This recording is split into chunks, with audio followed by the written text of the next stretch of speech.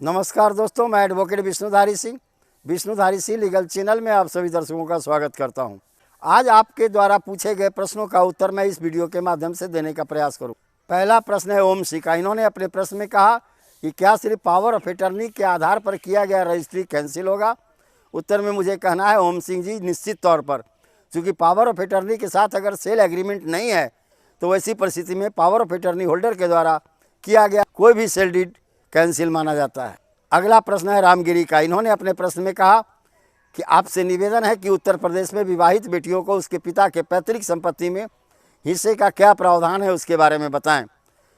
तो रामगिरी जी, उत्तर प्रदेश के अंदर में विवाहित बेटियों को पैतृक संपत्ति में हिस्सा नहीं दी गई है।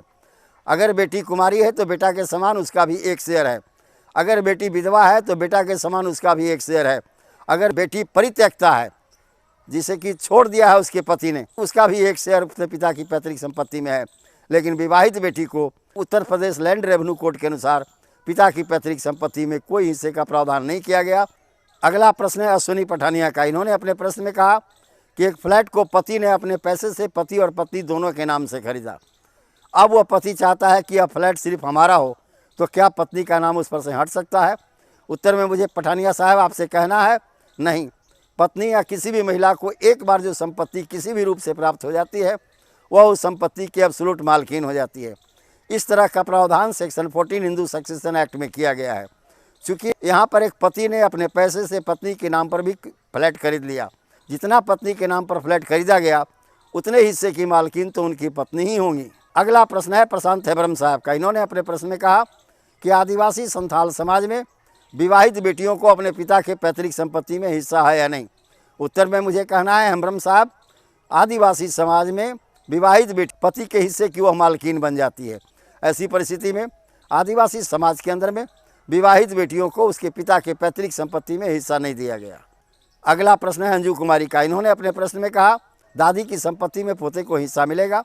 उत्तर में मुझे कहना है अंजू कुमारी जी, अगर दादी जी की सेल्फ एक्वायर प्रॉपर्टी है तो उनके मरने के बाद पोते को हिस्सा मिलेगा, और अगर वह संपत्ति पैतृक है तो दादी जी की संपत्ति में उनके बेटों में हिस्सा बटेगा, और जिस बेटा का ये पोता हुआ अपने पिता की संपत्ति में हिस्सा लेगा, न कि अपने दादी की संपत्ति में। यानी पोता का अधिकार उसके पिता के शेयर में है, न कि उसके दादी के शेयर में। अगला प्रश्न है गुणवंत समस्तीपुर का। इन्होंने अपने प्रश्न में कहा मेरे दादा परदादा की पैतृक संपत्ति है, उस संपत्ति को मैंने अपनी पत्नी के नाम पर रजिस्ट्री कर दिया, लेकिन उसमें जमाबंदी नंबर गलत चढ़ गया, अब दाखिल खारिज नहीं हो रहा है। ऐसी परिस्थिति में मैं क्या करूं। गुणवंत जी, आप सिविल कोर्ट में जाएं, वहाँ पर रेक्टिफिकेशन ऑफ डॉक्यूमेंट का आप केस फाइल करें, अपने रजिस्ट्री को वहाँ सबमिट करें और जमाबंदी नंबर कोर्ट के आदेश से सुधरवाएं। जब जमाबंदी नंबर माननीय न्यायालय के आदेश से सुधार दिया जाएगा, वैसी परिस्थिति में आप सर्किल ऑफिस में जाकर के आप अपने उस ज़मीन का अपने पत्नी के नाम पर दाखिल खारिज भी करवा सकते हैं। अगला प्रश्न है शेर सिंह का। इन्होंने अपने प्रश्न में कहा कि ट्रायल कोर्ट का फैसला मेरे पक्ष में, फर्स्ट अपील का फैसला मेरे पक्ष में, लेकिन केस अभी सुप्रीम कोर्ट में पेंडिंग है अपील में। ऐसी परिस्थिति में क्या उस ज़मीन को मैं बेच सकता हूं।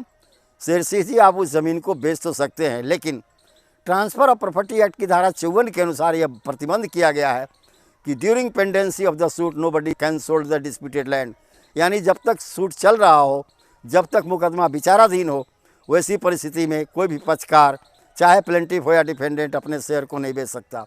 और मुकदमा कब तक पेंडिंग रहता है, जब तक अपील फाइनल ना हो जाए। जब तक फाइनल अपील का जजमेंट नहीं आ जाए, मुकदमा पेंडिंग ही रहता है दोस्तों।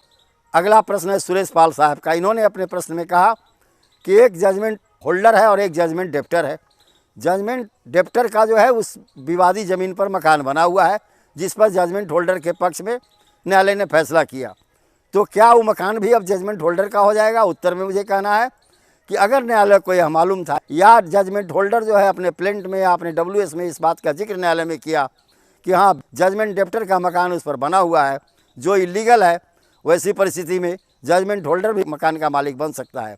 लेकिन अगर इस तरह का कोई भी इन्फॉर्मेशन न्यायालय को नहीं दी गई थी during pendency of the suit, वैसी परिस्थिति में उस पर बने हुए मकान का मालिक जजमेंट होल्डर नहीं हो सकता। तो धन्यवाद दोस्तों, यहीं पर मेरा यह क्वेश्चन आंसर सीरीज समाप्त हुआ। अगर आपको यह क्वेश्चन आंसर सीरीज का यह एपिसोड आपको पसंद आया तो आप इसे लाइक करें, सब्सक्राइब करें, अपने साथियों को शेयर करें। धन्यवाद। अब विशेष अगले वीडियो में।